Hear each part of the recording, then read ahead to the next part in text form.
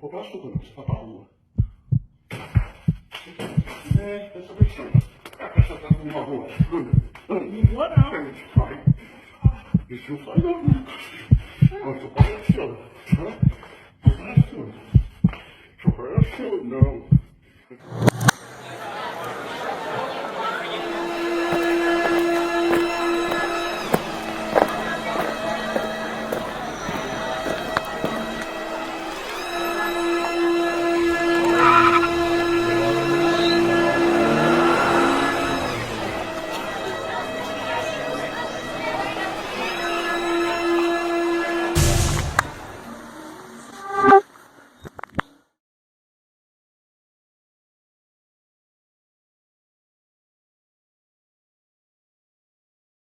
Irmã, qual que era a sua impressão perante os estímulos negativos que o pai nos dava? E na hora que as coisas estavam acontecendo, como você se sentia? Sempre me sentia rejeitada, abandonada, mas a família em si nunca escondeu a realidade do meu nascimento.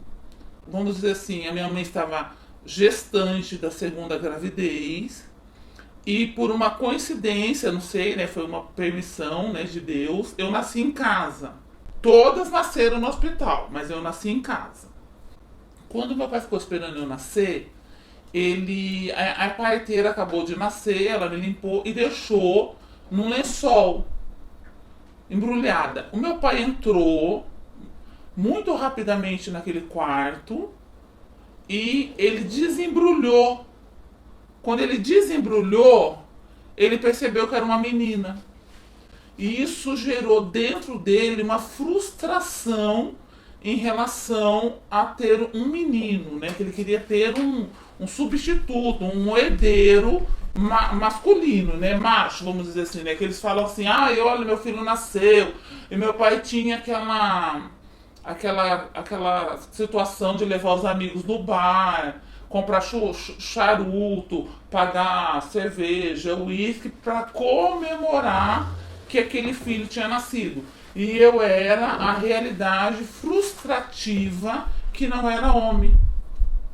Mas a minha família nunca fez questão e nem teve ética de esconder isso de uma criança, porque uma criança, ela é como uma massinha de moldar. Ela absorve as sensações negativas que a pessoa passa para ela. Uhum. Então, desde pequenininho e desde sempre, as pessoas me contavam essa história, principalmente a minha avó. Aí ele sempre fazia, seu pai não te quis, olha, gente, você não tinha nome. Tanto é que eu fiquei, mais de uma semana sem nome, porque eu não tinha nome, eles não estavam preparados para ter uma menina. E ele ficou aborrecido, sem falar com a minha mãe, porque eu era menina. E biologicamente, a gente sabe que o homem determina o sexo, que a mulher não determina sexo. E isso gerou entre mim e minha mãe uma relação frustrante pro resto da vida. Porque na realidade eu fui um pesadelo para ela. Aí o que aconteceu? Eu fiquei sem nome, ficou aquela situação indesejada dentro de casa, ele bravo com a minha mãe, a criança sem nome. Só que a minha avó Dina morava próximo da gente. que é a mãe da nossa mãe. A mãe da nossa mãe. E ela chegou e indagou pros dois. Vocês vão querer essa criança ou não? Porque se vocês forem dar essa criança para alguém, eu fico com essa criança. Olha. E registro ela no meu nome como minha filha. Tanto é que eu cresci e a minha avó me protegia. Uhum. Porque ela sabia que eu não tinha sido aceita na família quanto ao meu sexo. Entendi. Todos eram nascidos no hospital, eu nasci em casa. Uhum. Todos iam pro jardim da infância, eu não fui pro jardim de infância. Não foi? Não fui.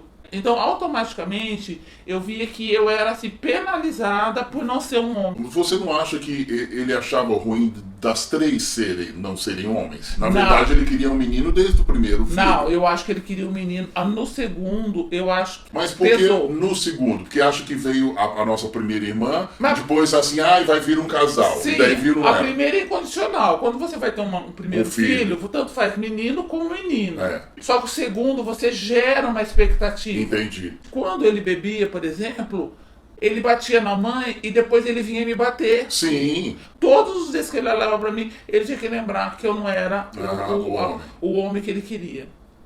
Você em casa, enquanto filha e na família, você se sentia à vontade em casa? Nunca. Sabe, tipo assim, você tinha vontade de voltar pra casa?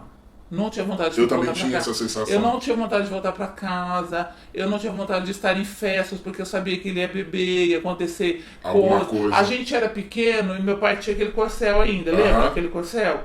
E eu lembro, mas você não era nascido, Da contramão? da contramão. Eu lembro, eu tava no carro. Eu lembro disso como hoje. Eu tava no carro, no Então, corcel tipo assim, amarelo. a sensação da gente era assim, será que a gente vai voltar vivo pra casa? A sensação era essa. Era essa. Ele era provedor, quanto isso tudo bem. Sim. Era um pai que era tipo, a gente se sentia assim, um pai coronel, que ele fazia a gente tirar o sapato e as meias dele. Porque ele chegava, esticava o pé e nós tínhamos que tirar. Olha, Só que a gente achava assim, que a gente estava demonstrando que é uma coisa de pai. um amor por ele, mas não. Na cabeça dele não era. Não era, é que ele tinha o poder Poder. sobre aquelas meninas e sobre a esposa dele. E a minha mãe se sentia, eu vejo que a minha mãe também se escondia atrás de, ou ela também não tinha coragem e ousadia para enfrentar a situação. Sim. Você já pensou em matar o pai alguma vez? Não, matar não. Eu não penso em matar, mas eu, você... eu queria fugir de casa. Assim, quando ele tava te batendo e eu presenciava, eu queria jogar uma coisa na cabeça dele, eu queria desacordar ele, eu queria fazer alguma coisa Quando assim. ele estava batendo na minha mãe, que eu acho que você não era nascido, nós três, quanto filha, a gente subia em cima dele, porque ele estava batendo na mãe, ele punha a mãe no chão e batia. Aham. Né, dava soco, Sim. né, no rosto e tudo, né, tal. E a gente desesperada. As três. Aí a gente saía no corredor da casa e a gente ficava puxando ele, mas a gente era pequenininha. Aham. A gente não tem força para levantar um homem bêbado ainda, Sim. né? Não tem como. Só que eu lembro também da minha mãe correndo da gente de madrugada, 10, 11, 3 horas da manhã, 2 horas da manhã, com a gente, nós três grudados nas roupas dela, porque ele estava com faca, ele estava com revólver, querendo nos matar. Ó. Aí depois que passava, ele ficava, né, não ficava com aquela cara de sonso. Uhum. Ele não tinha coragem de assumir que ele não gostava daquela família, que ele não queria estar naquela família, que ele gostava da vida dele de solteiro. Na realidade, eu acho que assim, que é consequência de uma vida, de não ter um padrão de comunicação, diálogo e viver sempre sob a pressão de alguma situação. Eu pensava assim, eu fujo de casa, ou eu me caso cedo. Como você sentiu quando você enfrentou isso de novo no seu casamento? Casei para ser livre e entrei na outra cadeia. Tanto é que quando a gente foi morar no Rio, e a gente tinha discutido, aí ele quis avalentar comigo. Porque um amigo dele estava traindo a mulher e a mulher era minha amiga. E eu falei que eu ia contar. Aí ele falou que eu não ia contar. Você não vai contar, você vai contar. Eu vou te arrebentar, mas você não vai contar. Aí eu falei para ele assim, só um momentinho. Você vai bater em mim? Ótimo, só um segundo. Peguei as crianças, falei para as crianças ficar no quarto, né? Que eles eram muito pequenininhos. Aham. Fui na cozinha, peguei uma faca, a maior que tinha. Aham. Entrei no quarto, fechei a porta, tranquei e falei assim, ótimo, você comece a me bater, Aham. porque depois eu vou te peneirar com a faca. Me bate, eu Sim. furo. Ué, por que que só? Porque assim, a mãe não tinha essa tipo É isso que eu quero nível. comentar com você. É assim, como você encara a sua relação com a mãe? Você não tem a mãe como exemplo. Não, a nossa avó sim. A mãe da nossa mãe. É, porque ela era encorajadora, uma mulher que naquela época ela separou do meu avô, meu avô foi bater nela, ela mandou meu avô pra puto que pariu, você sabia? Não. E mandou ele embora da casa. Ó. Então ela tinha esse exemplo, ela Sim. via. E minha avó era trabalhadora, uma mulher visionária, usava Sim. peruca, raspava a cabeça, usava Sim. peruca, ela era uma mulher visionária. E ela criou 5 filhos sozinha. Sim. Porque meu avô vivia em zona. Uhum. Então E- você não tem nossa mãe como referência. Não, eu nem entendo que ela é minha mãe. Um dia eu chamei ela aqui, tinha passado o Dia das Mães, aí eu falei pra ela que eu queria conversar. Aham. Aí eu falei, mãe, olha, o meu sonho de consumo é saber que eu tinha sido adotada. Porque daí ia suprir todas as brechas. Tudo que tinha de errado E- parecia certo. Pareceria Parecia certo. certo. Aí É. eu falei, mãe, tem certeza? Eu queria fazer uma coisa. Quando a senhora engravidou de mim, a senhora desejava ter essa criança? Aí ela falou, não tinha problema nenhum estar grávida de novo, né? Eu falei, então tá bom, mãe. Eu queria que vocês falassem pra mim que eu tinha sido adotada. Que daí eu ia caçar quem era minha mãe e quem era meu pai. Você sabe que eu ouvindo isso de você, eu fico tranquilizado de ter a relação que eu tenho de total desprezo pelo pai? Mas eu tenho essa sensação Sim. como se ela não é minha mãe. Igual, quando o pai faleceu, eu falei assim, que bom, acabou. Não, eu fico esperando ela, isso dela. Não que eu quero que ela Sim, morra eu nem sei. hoje e amanhã, não, de maneira nenhuma. Sim. Mas eu falo assim, ai gente, que dia que eu vou levar o caixão dela pro cemitério? Sabe assim, tem hora que eu sonho com isso. O dia que fechar e que ela descer... É como se fechasse um acabou. capítulo. Eu falo assim, vai acabar isso na minha então, vida. Pra mim foi assim com o pai. Mas para mim, na realidade, independente dele não ter uma relação comigo, inconscientemente ele me defendia. Em relação à mãe.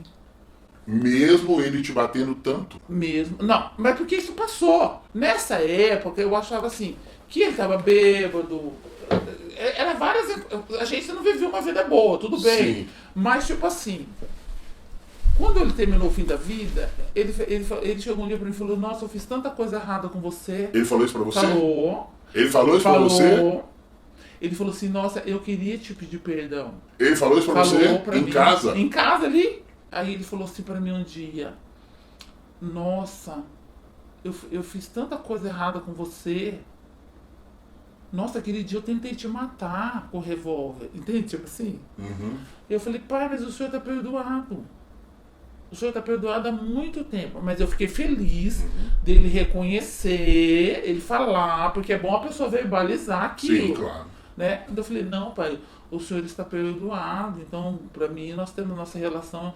Eu falei, pai, a gente nem vai discutir isso hoje, porque também não tinha nem condição, né? Tava lá acamado, Sim, nem claro. conversava muito. Mas eu falei, pai, olha, eu não tô aqui.